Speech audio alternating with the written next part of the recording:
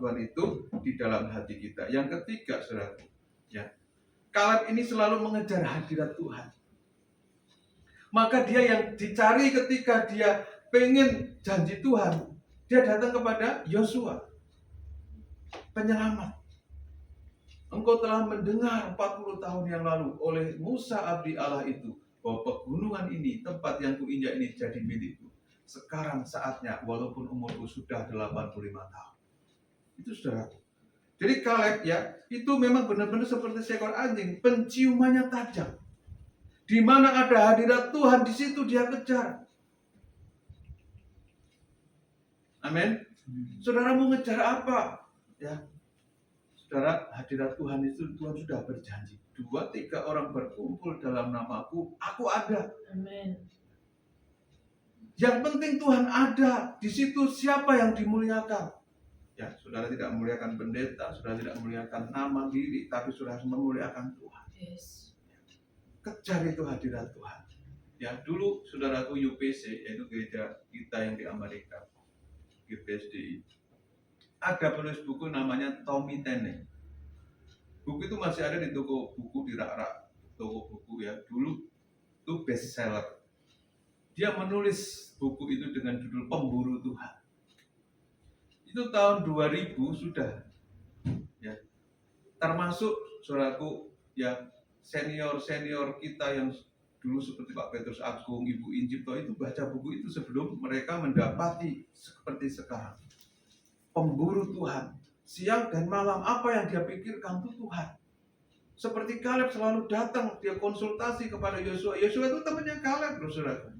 Tapi dia tahu urapan yang ada di Yosua sebagai abdi Allah pengganti Musa, maka dia datang kepadanya. Artinya apa? Di dalam Kaleb, di dalam Yosua itu ada hadirat Tuhan, ada wewenang dari Tuhan, ada perwakilan Tuhan melalui urapan tumpang tangan Musa kepada Yosua.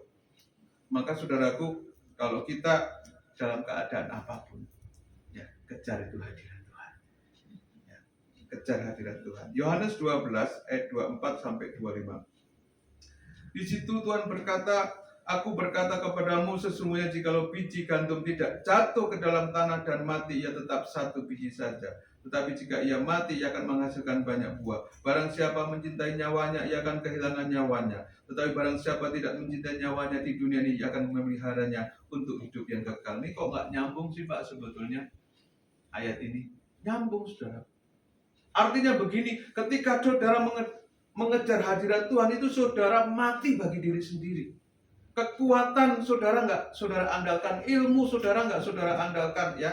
Kebiasaan, kemampuan, pengalaman saudara bukan itu yang saudara andalkan, tapi saudara harus seperti biji gandum, aku udah mati supaya yang satu ini multiplikasi menjadi banyak. Artinya apa, saudaraku? Kita mengandalkan Tuhan, kita berlutut bersujud di hadapan Tuhan. Kalau gereja sekarang, saudaraku, kan memang kita nggak suruh berlutut ya, saudaraku. Coba gereja-gereja dulu. 10 tahun yang lalu, 20 tahun yang lalu, saudaraku, ketika kita mau beribadah, itu jemaat datang nggak ada saudaraku yang main HP, karena memang dulu nggak punya HP ya kan. Andai kan dulu ada, itu dulu radio ya saudara ya. Tapi saudaraku, ada masih gereja-gereja ketika datang langsung berlutut. Itu jemaat, nggak ada yang mimpin saudaraku, nggak ada yang mimpin, ayo berlutut, nggak ada. Mereka sudah datang langsung, haleluya, bersyukur Tuhan, kami sembah Engkau Tuhan, kami mau beribadah. Ya. Dan mereka datang sudah 15 menit sebelum ibadah dimulai, mereka bangkit duduk. Baru mereka ngikutin MC, ya, pujian.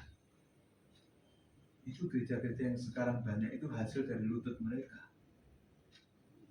Kalau biji gandum tidak jatuh, seperti Yesus kalau nggak mati, nggak ada multiplikasi sampai ke Indonesia anak-anak Tuhan. Tapi justru ketika kita mati bagi diri sendiri, ya, barang siapa mencintai nyawanya kehilangan. Artinya apa, saudara? Diri kita, milik kita, nggak ada yang boleh dibanggakan. Lepaskan semua. Dan kita bukan apa-apa di hadapan Tuhan. Baru kita mendapatkan. Amin. Ya, kalau kita masih merasa, wah ini aku itu, saudaraku, kita malah justru nggak dapat. Hanya itu saja yang dapat. Itu apa? Kebanggaan kita di dalam dunia.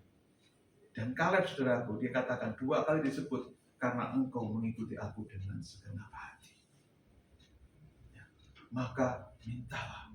Dan dalam perjanjian baru, saudaraku, kita lihat Markus pasal 11 ayat 23 sampai 25. Tuhan berkata, Markus 11 ayat 23, Aku berkata kepadamu sesungguhnya barang siapa berkata kepada gunung ini beranjaklah dan tercampaklah ke dalam laut, asal tidak bimbang hatinya, tetapi percaya bahwa apa yang dikatakannya itu akan terjadi, maka hal itu apa? Akan terjadi baginya. Ingat, Kaleb meminta apa? Pegunungan. Dalam perjanjian baru, barang siapa yang berkata pada gunung ini gunung masalahmu, gunung pergumulanmu, ya, gunung-gunung yang menghambat engkau, perkatakan, deklarasikan, hai gunung masalah, engkau pergi dari hadapanku. Ada syaratnya, saudaraku. Yang pertama apa? Percaya, tidak bimbang hatinya, dan itu akan terjadi. Ya. Ayat yang ke-24, karena itu aku berdoa kepadamu, apa saja yang kamu minta dan doakan, percayalah bahwa kamu telah menerimanya, maka hal itu akan diberikan kepadamu. Jangan bimbang, percaya bahwa apa yang kau doakan diterima. Sudah diterima, walaupun kenyataannya belum, kau harus percaya dalam hatimu, sudah saya terima.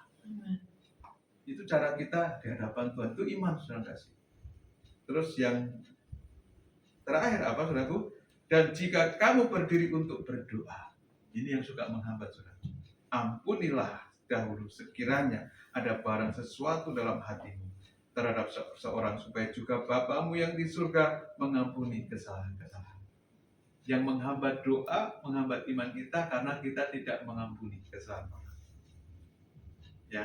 Jadi sekiranya ada yang harus kamu ampuni waktu kamu berdoa, kamu harus berkata, Tuhan, saya sudah mengampuni mereka yang menyakiti kamu. Supaya gunung masalah itu pergi. Dalam perjanjian lama supaya pegunungan itu diberikan pada Kaleb. Maka saudaraku, hal itu akan terjadi. Jadi saudara, Kaleb meminta gunung. Dalam perjanjian baru, gunung masalah. Kau katakan, deklarasikan bahwa engkau akan menang, saudaraku. Ya, itu sebabnya saudaraku, ya, dulu namanya Kiryat Arba, itu orang-orang besar, masalahnya yang besar, kebutuhannya yang besar, ya, masa depanmu bayangannya begitu besar, rasa nggak sanggup, tapi perkatakan. Seperti dalam perjanjian baru, perkatakan. Kalau di dalam perjanjian lama, mintalah pegunungan itu menjadi milik usahamu. Tempat yang kamu injak jadi milikmu. Saudaraku, kira-kira kita sudah berapa kali injak tempat ini? Saudara, nah, tempat ini saudaraku dulu pernah ditawarkan 17, ya. Bukan 17.000, saudaraku, 1,7 M, ya. Jadi 1.700.000. Dan ditawar sama orang 1,3, nggak dikasih tahun kemarin, saudara. Tapi kalau saudara mengingini Tuhan lebih lagi, atau saudara memang merindukan, itu bisa terjadi. Cuma sih saya merindukan bukan ini, saudara. Kenapa? Saya merindukan yang 2 lantai.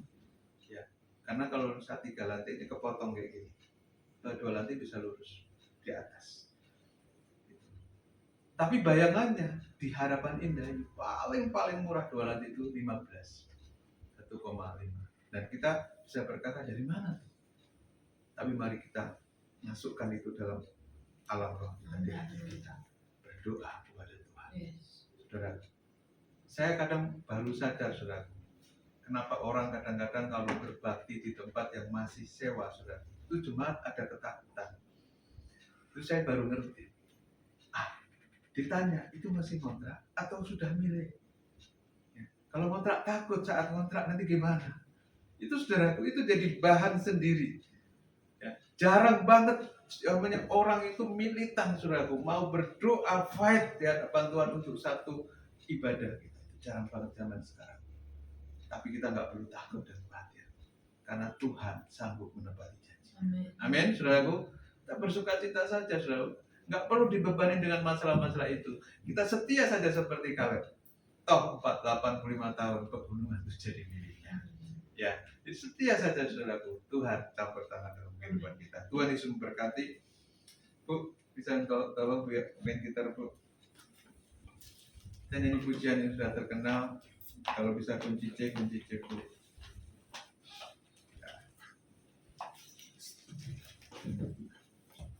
Musim akan selalu. Oke, iya. Musim akan selalu berganti. Kasih Tuhan tetap abadi. Tak akan berubah. Tak akan berubah sampai selamanya.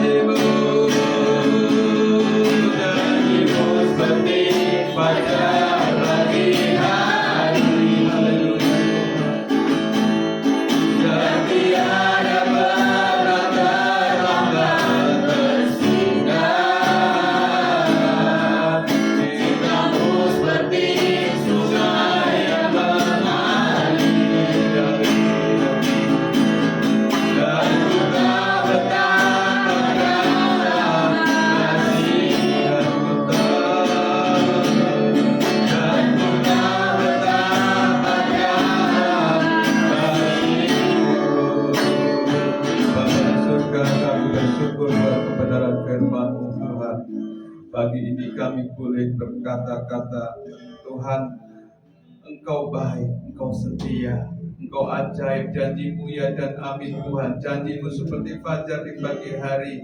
Engkau Tuhan yang setia menjaga, melindungi kami. Kami percaya Tuhan bahwa janji Tuhan pasti digenapi.